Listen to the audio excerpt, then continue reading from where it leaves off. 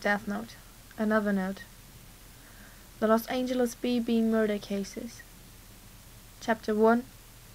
How to use it. When Beyond Birthday committed his third murder, he attempted an experiment. Namely, to see if it were possible for a human being to die of internal hemorrhage without rupturing any organs. Specifically, he drugged his victims so they fell unconscious, tied them up, and proceeded to beat their left arm thoroughly, being careful not to break the skin. He was hoping to bring about enough hemorrhaging to cause death from loss of blood, but this attempt ended, sadly, in failure. Blood congested in the arm and it turned purplish red beneath the skin, but the victim did not die. They simply shook, convulsed, and remained alive. He had been convinced the blood loss incurred by this would be enough to kill someone, but apparently he had underestimated the matter. As far as Beyond Birthday was concerned, the actual method of murder rated fairly low on the amusement scale, and it was never more than an interesting experiment. It did not particularly matter to him whether it succeeded or not.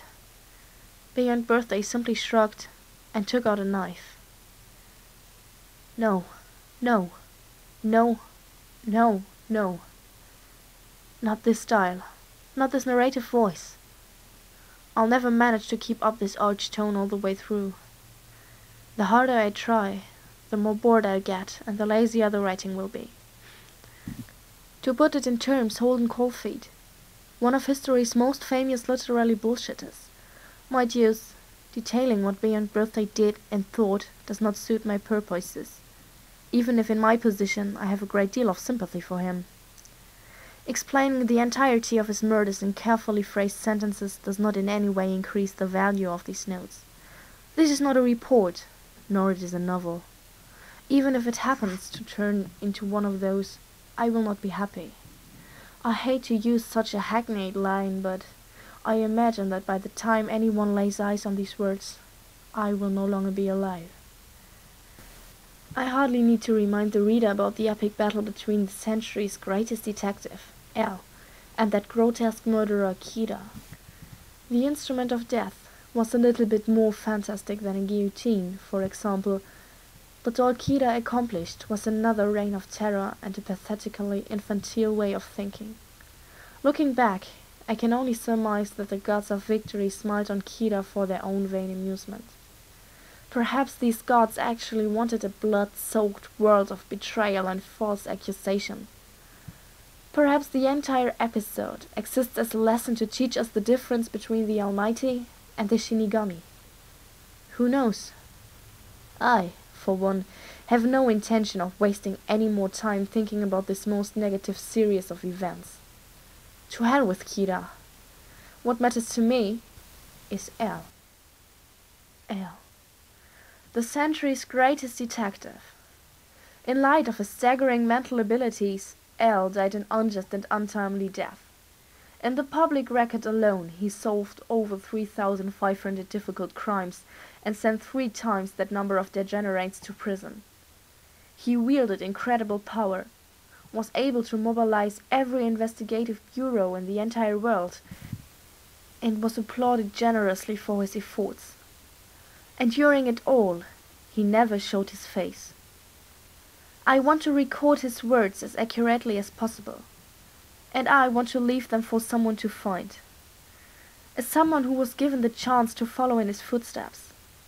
Well, I may not have been able to succeed him, but I want to leave this behind. So what you're reading now are my notes about L. It's a dying message, not from me and not directed at the world. The person who will most likely read this first will probably be that big-headed twit Near. But if that's the case, I will not tell him to shred or burn these pages. If it causes him pain to discover that I knew things about L that he did not, then that's fine. There's also a chance that Kida might read this, and I hope he does.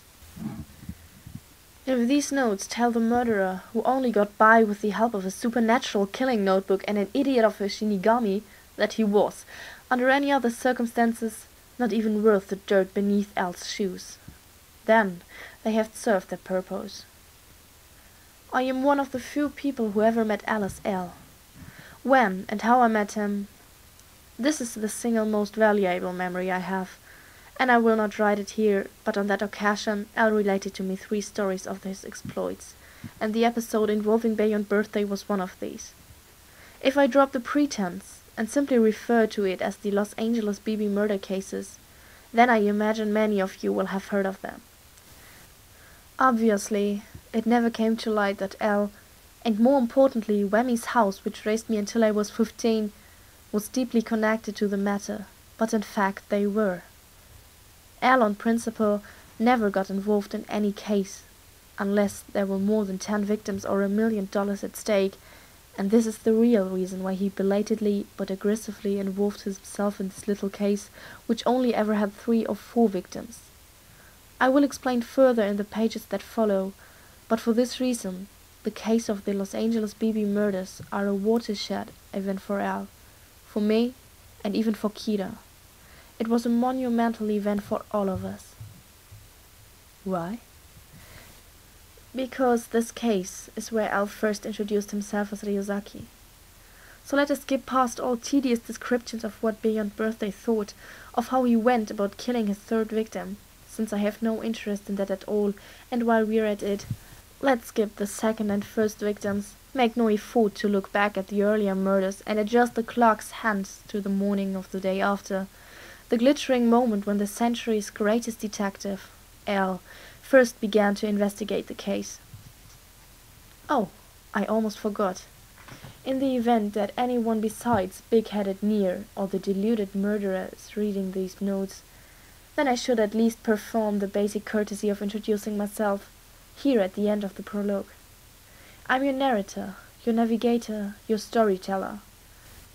For anyone else but those 2, my identity may be of no interest, but I am the old world's runner-up, the best dresser that died like a dog, Mihail Kiel. I once called myself Mellow, and was addressed by that name, but that was a long time ago. Good memories and nightmares.